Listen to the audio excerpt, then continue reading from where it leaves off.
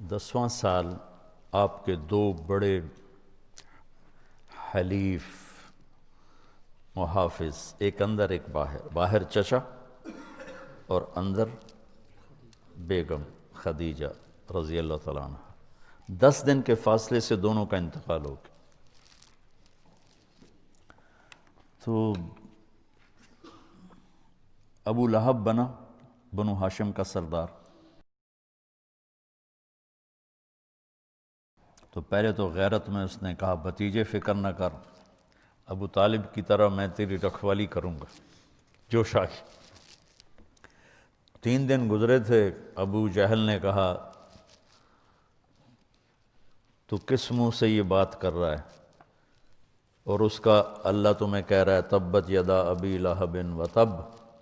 تو اس کا میٹر گھوم گیا اور اس نے آ کے حرم میں اعلان کیا میرا محمد سے کوئی واسطہ نہیں۔ تو جب تک چچا زندہ تھے زبانی تکلیف تو تھی، ہاتھ کسی نے نہیں اٹھایا تھا، لیکن چچا کے انتقال کے بعد ہاتھ اٹھنے لگے، پتھر پڑنے لگے۔ وہ جو آپ واقعہ سنتے ہیں چادر گلے میں ڈال کے مروڑا، آنکھیں باہر نکل آئیں، یہ ابو طالب کے انتقال کے بعد کا واقعہ۔ ابو جہل نے پکڑ کے بطحا کی وادی میں گھسیٹا، سارا پہلو زخمی ہو گیا۔ یہ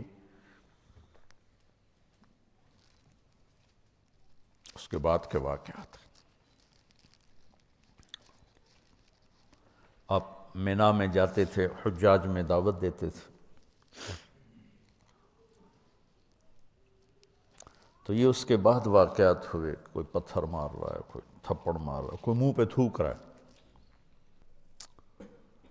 آپ دعوت دیتے دیتے دیتے سورج سر پہ آ جاتا تھا، اور اختتام کیسے ہوتا تھا؟ کوئی منہ پہ تھوکتا، کوئی گالی دیتا، کوئی تھپڑ مارتا، کوئی دھکا دیتا۔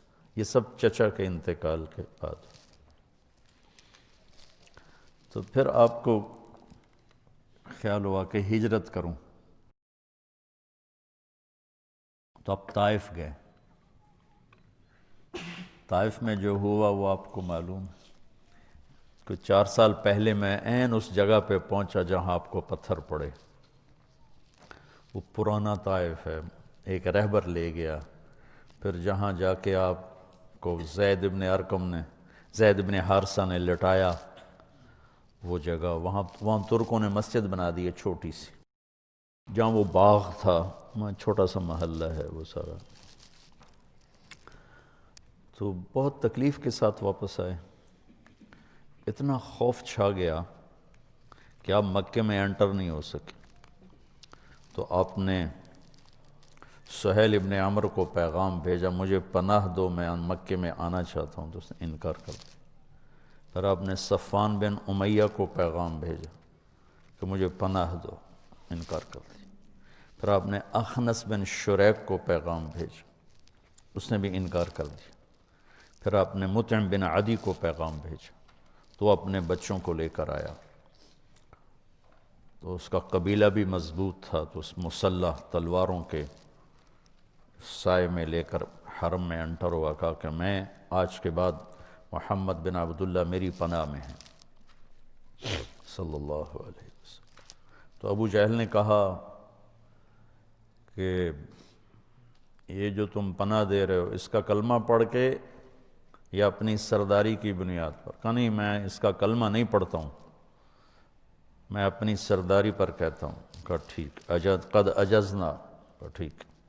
تو پھر کچھ آپ کو امن ہوا، لیکن وہ جو تکلیفیں دکھ تھی وہ چلتے رہے۔